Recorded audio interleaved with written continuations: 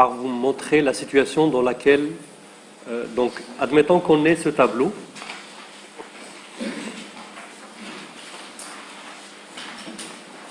C'est le même qu'on avait utilisé la dernière fois. Et maintenant, je voudrais calculer une prime en fonction de la superficie, en fonction du prix unitaire. Seulement, on ne donnera pas la prime de la même manière à tout le monde. S'il se trouve dans un sol favorable, on va lui octroyer un montant, sinon on lui donnerait autre chose. Et ça veut dire que la particularité de cette colonne-là prime par rapport au coût, par rapport à la réduction, le coût et la réduction, on utilisait la même formule. C'était toujours, par exemple, pour le coût, c'est de prendre la superficie et multiplier par le prix unitaire.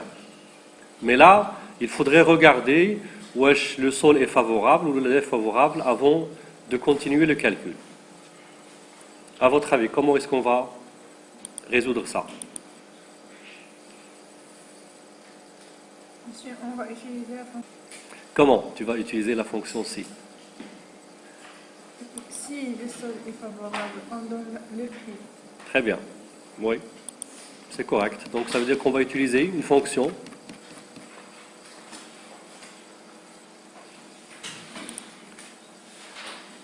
on a deux formes, donc on va utiliser la fonction si. Et pour cela, on va faire comme qu'on avait fait la dernière fois pour la somme. On va aller dans l'assistant des fonctions et lui demander la fonction si. Donc là,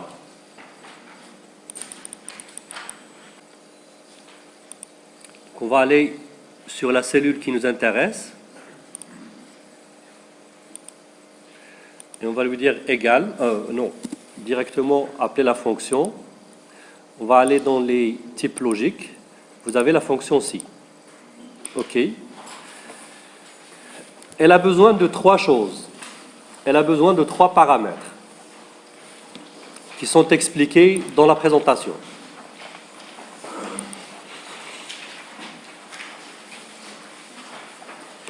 Le premier est une condition. Et qui dit condition, dit... par exemple, je vais écrire la condition, le type de sol égale favorable. Quel est le résultat que je vais avoir de cette condition?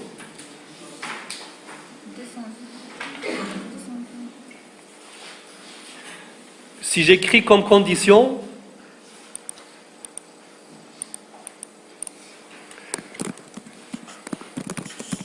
sol égale favorable. Quels sont les résultats possibles? Non. L'évaluation de cette expression, si le sol est favorable. Non, ça c'est autre chose. Ça c'est juste la condition. Par exemple, si je vous dis, je ne sais pas, est-ce qu'il va pleuvoir? Non. Justement, peut-être oui, peut-être non. Ça veut dire que les résultats possibles sont quoi? Ça fait. Donc les résultats possibles d'une condition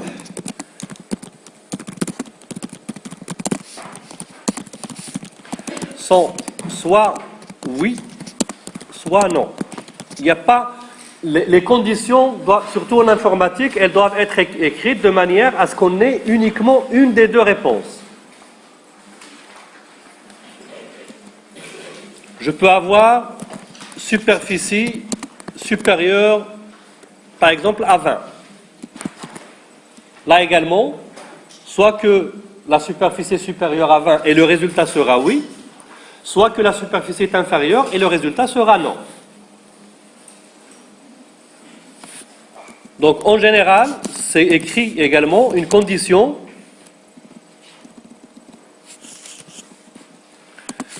utilise ce qu'on appelle des opérateurs logiques ou là de comparaison. Je compare le contenu de la cellule type de sol à la valeur favorable. Je compare le contenu de la cellule superficie à la valeur 20. Et pour pouvoir comparer, j'utilise ces opérateurs. Dans ce cas-ci, c'est le égal, ou l'opérateur. Dans ce cas-ci, c'est supérieur.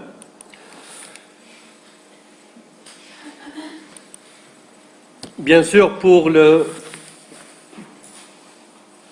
type texte, c'est essentiellement égal ou différent. Pour les types numériques, vous avez supérieur, supérieur ou égal, inférieur, inférieur ou égal, égal,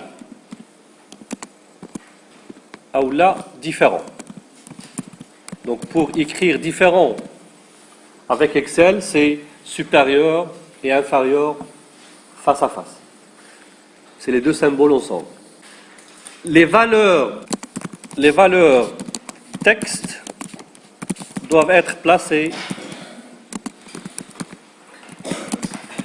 entre guillemets dans une condition.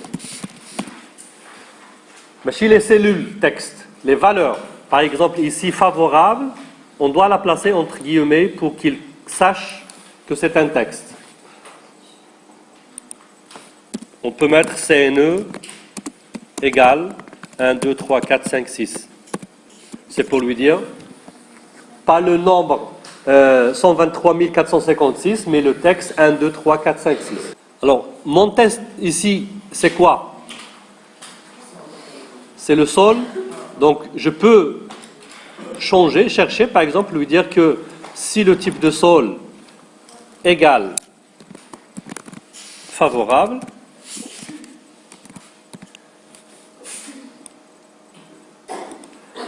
maintenant, là, qu'est-ce qu'il vous dit? Si jamais le résultat est oui, qu'est-ce que je vais mettre comme formule de calcul? Si jamais le résultat est non, qu'est-ce que je vais mettre comme calcul? Donc là, on avait dit si le sol est favorable, on mettrait 200. Si le sol est favorable, on mettrait 600. Alors, pour la première ligne, on va avoir quoi? 200. La deuxième, 600, 600, etc. Donc 200. Je vais recopier la formule.